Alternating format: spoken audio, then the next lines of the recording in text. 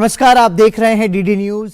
आपके साथ मैं हूं पराक्रम सिंह शेखावत और मेरे साथ हैं मेरी सांकेतिक भाषा की सहयोगी मनीषा। दूरदर्शन के डीडी न्यूज के इस विशेष सांकेतिक भाषा समाचार में आप सभी का स्वागत है। शुरुआत करते हैं सुर्खियों के साथ।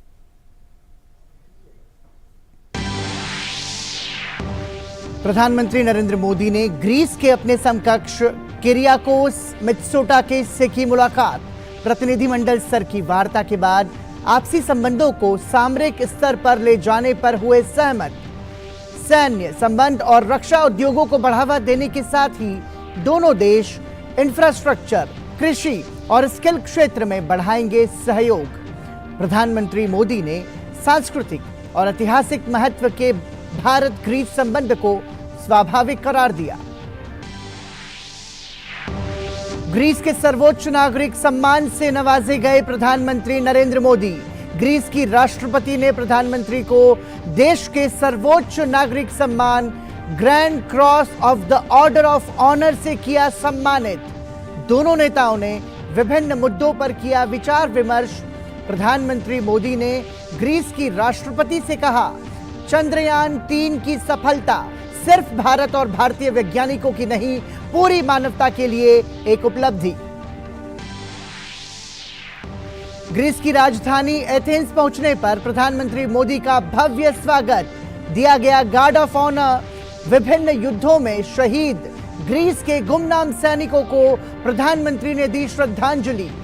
होटल पहुंचने पर प्रधानमंत्री नरेंद्र मोदी का ढोल नगाड़ों के साथ हुआ स्वागत।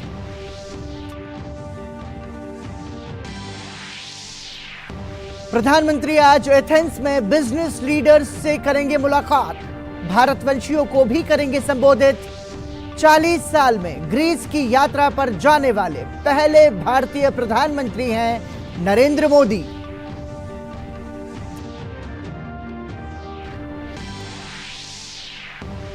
नई दिल्ली में बिजनेस 20 शिखर सम्मेलन के आयोजन में केंद्रीय वित्त मंत्री निर्मला सीतारमण ने आपूर्ति श्रृंखलाओं में तेजी से विविधता लाने की जरूरत पर दिया जोर। जयपुर में G20 व्यापार और निवेश मंत्री स्तरीय बैठक के बाद पीयूष गोयल ने कहा, सऊदी अरब के साथ ही मध्य पूर्व के 3 अन्य देश ओमान, मिस्र और UAE को G20 विमर्श में शामिल होने पर जताई खुशी।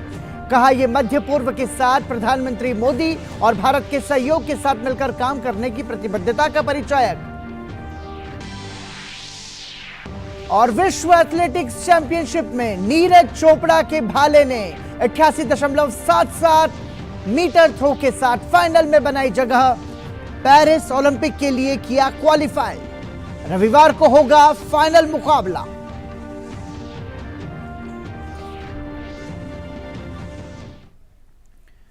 और सुर्खियों के बाद विशेष सांकेतिक समाचार में अब नजर डालते हैं खबरों पर विस्तार से।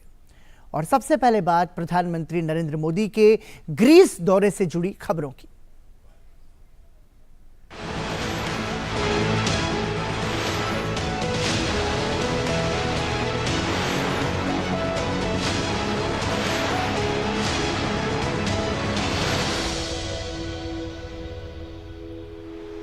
प्रधानमंत्री नरेंद्र मोदी और ग्रीस के प्रधानमंत्री किरियाकोस मित्सोटाकिस ने प्रतिनिधिमंडल स्तर की वार्ता के बाद साझा प्रेस वक्तव्य में दोनों देशों के बीच संबंधों को सांस्कृतिक और ऐतिहासिक महत्व का बताया।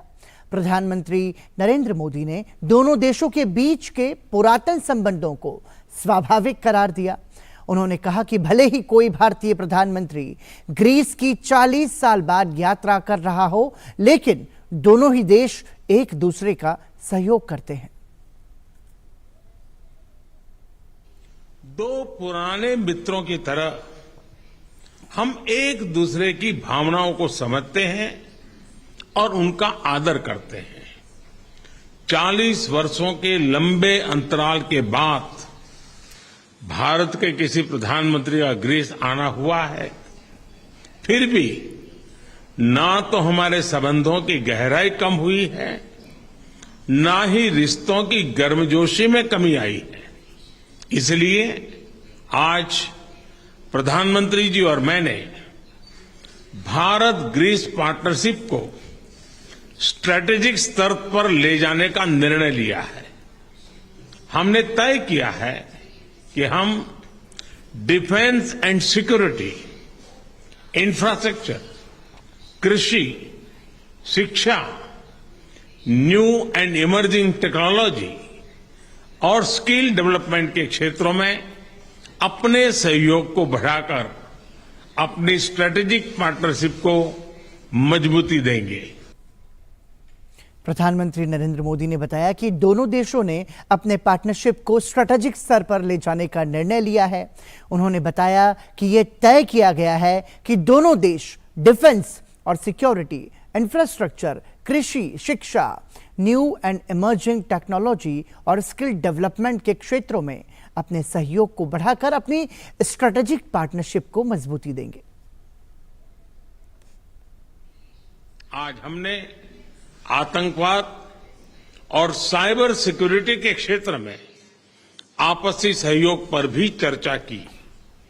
हमने तय किया कि हमारे राष्ट्रीय सुरक्षा सलाहकारों के स्तर पर भी बातचीत का एक संस्थागत प्लेटफॉर्म होना चाहिए। प्रधानमंत्री जी और मैं सहमत है कि हमारा द्विपक्षीय व्यापार तेजी से बढ़ रहा है और आगे भी बढ़ोतरी की अपार संभावनाएं हैं। इसलिए हमने वर्ष 2030 तक अपने द्विपक्षीय व्यापार को 2 गुना करने का लक्ष्य तय किया है। 2030 तक, जैसा कि हम सुन रहे थे, प्रधानमंत्री नरेंद्र मोदी ने कहा कि 2030 तक व्यापार को दुगने करने का लक्ष्य दोनों देशों ने रखा है। वहीं निवेश को प्रोत्साहित कर आर्थिक सहयोग को नए स्तर पर ले जाने की बात कही उन्होंने। कृषि क्षेत्र में समझौते के तहत बीज से लेकर पशुपालन को गति मिलेगी। इसके अलावा माइग्रेशन और मोबिलिटी के लिए जल्द ही एक समझौता करने पर भी सहमति बनी है। आज कृषि क्षेत्र में सहयोग के लिए एक एग्रीमेंट पर हस्ताक्षर किए गए। इस एग्रीमेंट से हम कृषि और बीज उत्पादन के साथ साथ रिसर्च, पशुपालन और पशुधन उत्पादन के क्षेत्र में भी सहयोग कर सकते हैं। फ्रेंड्स, दोनों देशों के बीच स्किल्ड माइग्रेशन को सुगम बनाने के लिए हमने जल्द ही एक migration and mobility partnership agreement करने का निर्णय लिया। हमारा मानना है कि अपने प्राचीन पीपल टू पीपल संबंधों को नया रूप देने के लिए हमें सहयोग बढ़ाना चाहिए। हम अपने शिक्षण संस्थानों के बीच सांस्कृतिक और शैक्षणिक आदान प्रदान को बढ़ावा देंगे। और दोनों ही नेताओं ने क्षेत्रीय और अंतर्राष्ट्रीय मुद्दों पर भी बातचीत की। G20 की भारत द्वारा अध्यक्षता करने पर ग्रीस के प्रधानमंत्री किरियाकोस मित्सोटाकिस ने शुभकामना दी। प्रधानमंत्री नरेंद्र मोदी ने ग्रीस का सर्वोच्च नागरिक सम्मान दिए जाने पर खुशी जाहिर की। मैं हेलेनिक रिपब्लिक के लोगों और राष्ट्रपति जी का हार्दिक धन्यवाद करता हूं कि आज उन्होंने मुझे grand cross of the order of honour ने उससे सम्मानित किया। 140 करोड़ भारतीयों की ओर से मैंने यह पुरस्कार स्वीकार किया और अपना आभार व्यक्त किया। भारत और ग्रीस के साझा मूल्य हमारी लंबी और भरोसेमंद पार्टनरशिप का आधार है। लोकतंत्र के मूल्यों और आदर्शों को स्थापित करने और उन्हें सफल रूप से प्रचलित करने में दोनों देशों का ऐतिहासिक योगदान है। साझा प्रेस कॉन्फ्रेंस में ग्रीस के प्रधानमंत्री किरियाकोस मित्सोटाकिस ने कहा कि भारत के साथ रणनीतिक साझेदारी एक और कदम आगे बढ़ी है। उन्होंने कहा कि हम अपने समय की चुनौतियों से निपटने के लिए कंधे से कंधा मिलाकर आगे बढ़ने के लिए तैयार हैं। खासकर यूक्रेन में उथल-पुथल और युद्ध के दौर में जो संयुक्त राष्ट्र चार्टर का सम्मान करना है, वो भी आवश्यक बनाते हैं। We are very happy to be upgrading our relationship into a strategic relationship. We thus highlight the fact that Greece and India are in reality much closer than their geographical distance, and that they are ready to proceed side by side in dealing with the challenges of our time, especially in a period of upheaval and war in Ukraine, facts which make it even more necessary to respect the UN Charter. साथ ही Greece के प्रधानमंत्री ने चंद्रयान 3 को चंद्रमा के दक्षिण ध्रुव पर पहुंचने पर भारत को बधाई दी। उन्होंने भारत के प्रौद्योगिकी क्षेत्र में हो रहे विकास का विशेष उल्लेख किया। I have no doubt that your country has acquired the size of a real Indian giant, but this country is becoming the spearhead of the gateway to Europe, and we are becoming closer together. This will allow a transcontinental approach, which would, of course, certainly seal an ambitious free trade agreement between India and the EU. India has made great steps of progress. Congratulations for the technological achievement of conquering the south pole of the moon by your spacecraft. You are really aiming very high. इससे पहले राजधानी Athens में Greece के प्रधानमंत्री Kyriakos Mitsotakis ने प्रधानमंत्री नरेंद्र मोदी का गर्मजोशी से स्वागत किया। दोनों नेताओं ने मुलाकात के दौरान कई मुद्दों पर चर्चा की। गौरतलब है कि 40 वर्षों में किसी भारतीय प्रधानमंत्री की ये पहली ग्रीस यात्रा है। भारत और ग्रीस के बीच ऐतिहासिक संबंध हैं, जो हाल के वर्षों में समुद्री परिवहन, रक्षा व्यापार और निवेश और लोगों से लोगों के संबंधों जैसे क्षेत्रों में सहयोग के माध्यम से सुदृढ़ हुए हैं।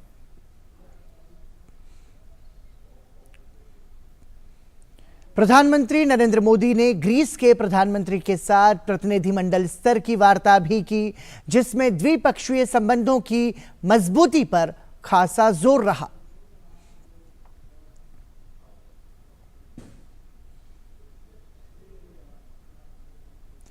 वहीं प्रधानमंत्री नरेंद्र मोदी ने एथेंस में ग्रीस की राष्ट्रपति कैटरीना साकेलारोपोउलोऊ से मुलाकात की। इस मौके पर ग्रीस की राष्ट्रपति ने प्रधानमंत्री नरेंद्र मोदी को ग्रीस के सर्वोच्च नागरिक सम्मान grand cross of the order of honour से सम्मानित किया। दोनों नेताओं ने विभिन्न मुद्दों पर विचार विमर्श किए। इस अवसर पर प्रधानमंत्री नरेंद्र मोदी ने कहा कि चंद्रयान 3 की सफलता सिर्फ भारत और भारतीय वैज्ञानिकों की ही नहीं, बल्कि पूरी मानवता के लिए एक उपलब्धि है। एक्सेलेंसी, मैं आपका हृदय से बहुत बहुत आभार व्यक्त करता हूं।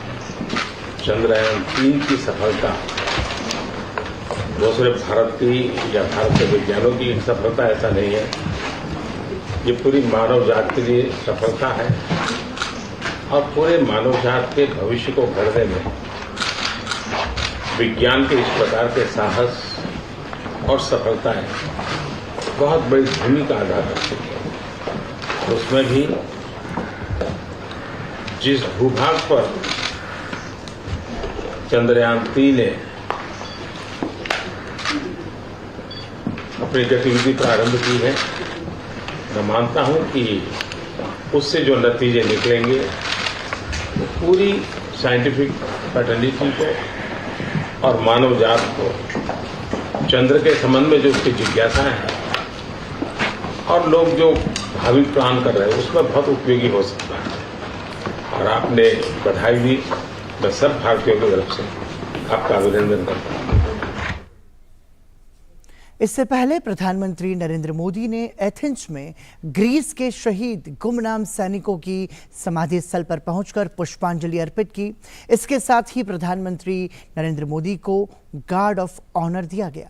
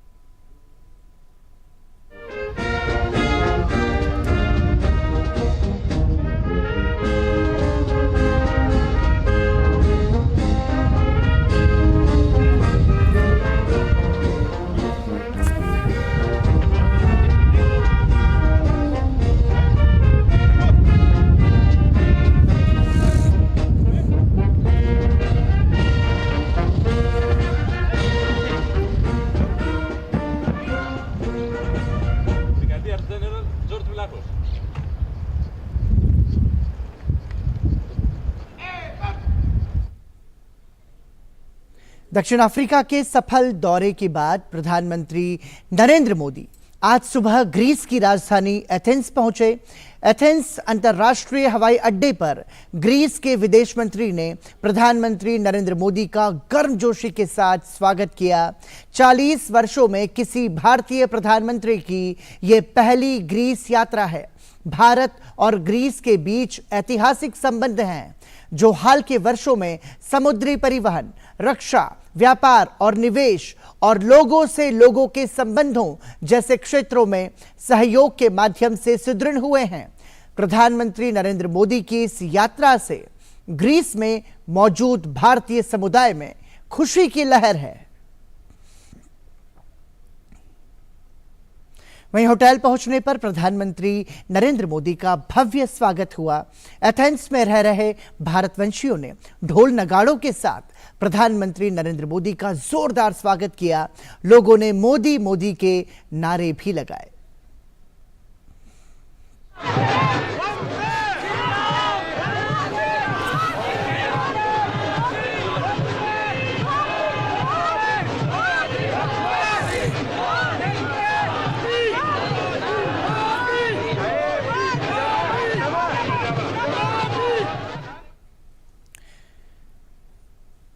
वहीं हिमाचल प्रदेश में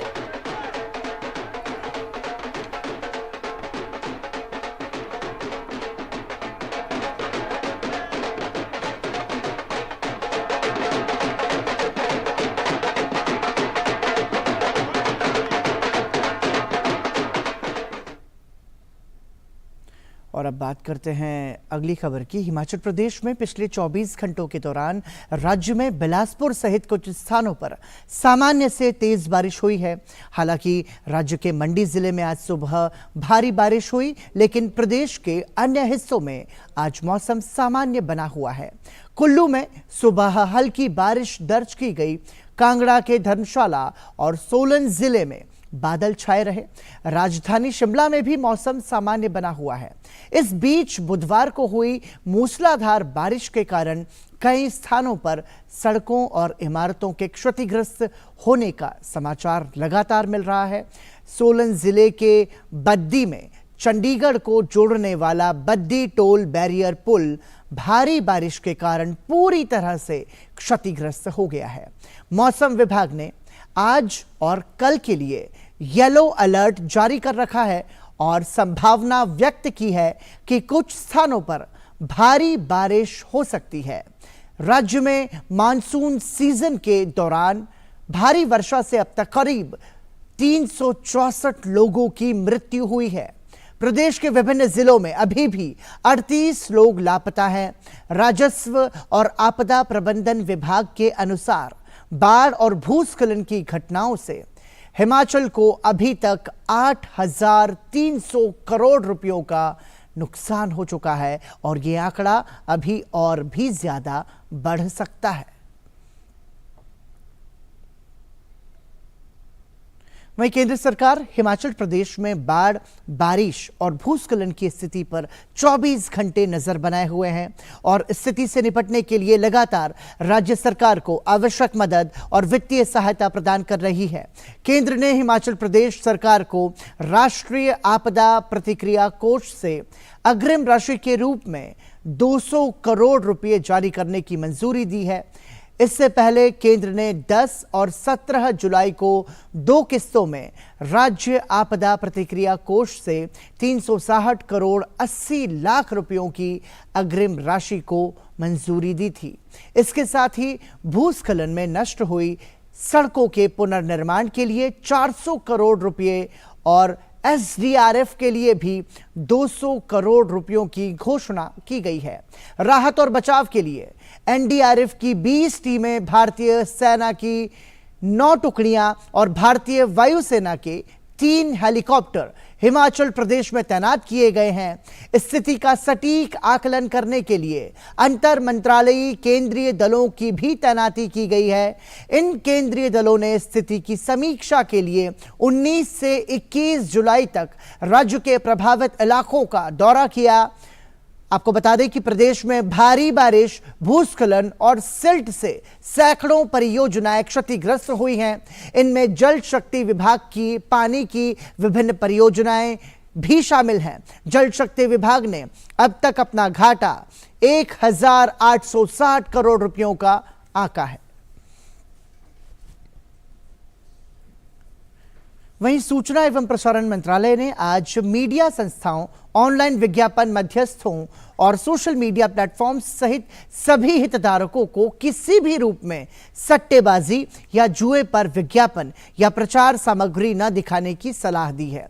जुए और सट्टेबाजी के विज्ञापनों में कालाधन शामिल होने की संभावनाओं को देखते हुए ऐसा निर्णय लिया गया है। मंत्रालय ने एडवाइजरी जारी करते हुए कहा कि प्रमुख खेल आयोजनों के आसपास स्पाइक देखा गया है।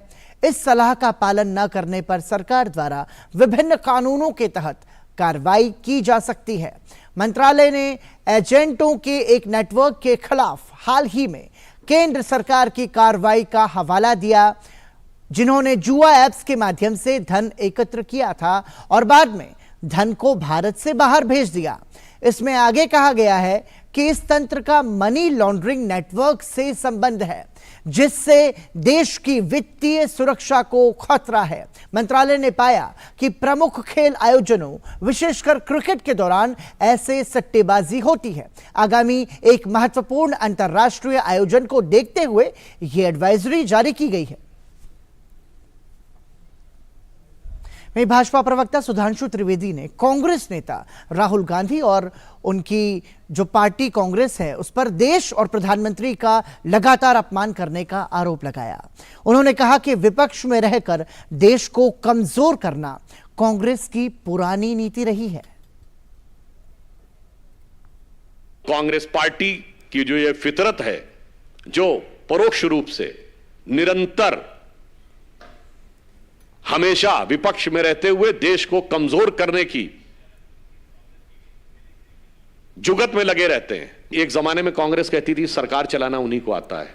अब जनता ने दिखा दिया कि सरकार चलाना किसे आता है। पर मैं कहना चाहता हूं, विपक्ष के रूप में गंभीर भूमिका निभाना उन्हें नहीं आता है। हम लंबे समय तक विपक्ष में रहे हैं, जिम्मेदार गंभीर विपक्ष की भूमिका निभाई है और कम से कम राष्ट्रीय मुद्दों के ऊपर उनको भारतीय जनता पार्टी से सीखने का प्रयास करना चाहिए। साथ ही उन्होंने कहा कि कांग्रेस नेता राहुल गांधी और कांग्रेस के चीन से क्या संबंध रहे हैं, जो आज भी ये लोग देश की ना सोचकर केवल अपने हित में सोच रहे हैं, ये सबको पता है। राहुल गांधी जी को बार बार चीन की बातों पर इतना प्यार क्यों उमड़ आता है? ये राजीव गांधी फाउंडेशन को मिले हुए दान का एहसान है या चीन की कम्युनिस्ट पार्टी के साथ हुए करार का इकरार है कि बार बार वो भारत सरकार से तकरार करने को तैयार रहते हैं? वो आकर ये कहते हैं कि लेह में घूमकर कि मुझे लोगों ने बताया अमुक अमुक चीज। ये कौन लोग हैं और कौन बताता है? और मजे की बात यह है कि ये जो लोग हैं ये स्वतः एक्सपोज हो रहा है। और वहीं national institute of electronics and information technology की तरफ से युवा रोजगार मंच नाम से दिल्ली में रोजगार मेले का आयोजन किया गया। इस रोजगार मेले में कई निजी कंपनियों ने युवाओं को रोजगार के लिए चयनित किया। ये संस्थान देश भर में समय समय पर हजारों युवाओं को प्रशिक्षण और रोजगार उपलब्ध करवाने में मदद करते हैं। इसमें एक बड़ा प्रयास करता है, हर साल लगभग 10 लाख युवाओं की स्किलिंग करता है पूरे देश में, जिसमें कि टायर 2 टायर 3 सिटीज़ और गाँवों के बच्चे भी हैं जिनको बहुत ही क्वालिटी एजुकेशन देता है। तो ऐसे बच्चे जो मेन स्ट्रीम में नहीं हैं उनको नाइलेट स्किल करता है और रोजगार देने का प्रयास करता है। और अब बात करते हैं देश में जारी G20 बैठकों की।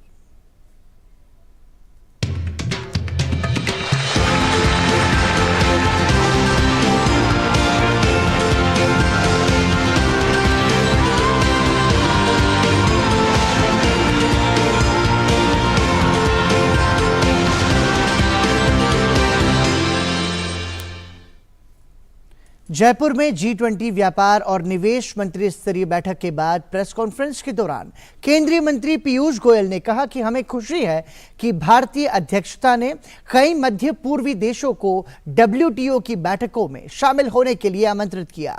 सऊदी अरब पहले से ही G20 का सदस्य है। प्रधानमंत्री नरेंद्र मोदी ने 3 अन्य देश ओमान, मिस्र और संयुक्त अरब अमीरात को भी शामिल होने के लिए आमंत्रित किया है। यह पहली बार है कि इस क्षेत्र के 4 देश G20 विचार विमर्श का हिस्सा हैं। We are indeed very, very delighted that the Indian presidency invited several Middle Eastern countries to join the WTO meetings. While of course Saudi Arabia is a member already, the Kingdom of Saudi Arabia is a member of the G20. Prime Minister Narendra Modi invited 3 more countries, Oman, the United Arab Emirates and Egypt, to join as invited countries.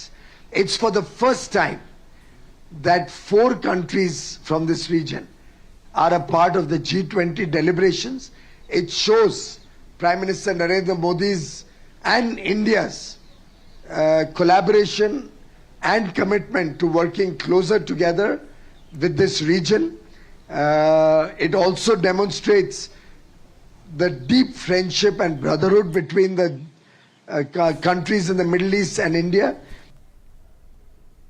वहीं दिल्ली में B20 summit में केंद्रीय वित्त मंत्री निर्मला सीतारमण ने कहा कि हमें अपनी आपूर्ति श्रृंखलाओं में तेजी से विविधता लाने की जरूरत है। लचीली और कुशल आपूर्ति श्रृंखलाओं के साथ अच्छी तरह से काम करने वाले अंतर्राष्ट्रीय बाजार ही हमारी वृद्धि को बनाए रखने में मदद कर सकते हैं। We quickly diversify our supply chains, well-functioning international markets with resilient and efficient supply chains are the ones who can help us in sustaining our growth. So we need to cushion ourselves sufficiently against any shock that can happen. और इसी के साथ ही DD news के इस विशेष सांकेतिक समाचार में अभी के लिए इतना ही। मुझे और मेरी सहयोगी मनीषा को दीजिए इजाजत और अब देखिए दूरदर्शन पर खेल समाचार। नमस्कार।